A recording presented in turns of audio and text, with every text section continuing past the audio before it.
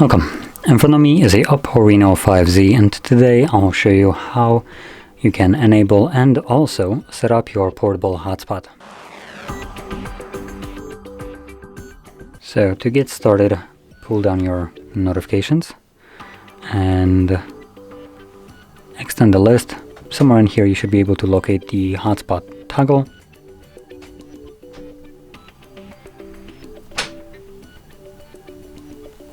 Nope, never mind, I don't think that's it. Now, if you can't find the toggle for it, it might be that it is just turned off, but oh, I did locate it right now. So for me, you can see it is right here in the corner. Once you locate it, the first time around, I recommend holding it.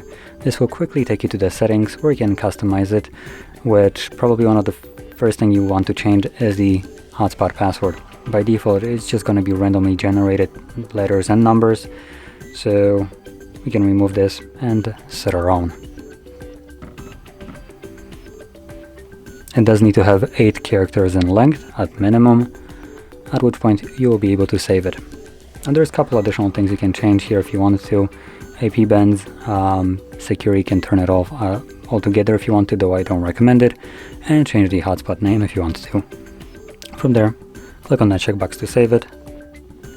You do have one more thing right here, so automatically turn off Personal Hotspot after 10 minutes, which I do recommend keeping on.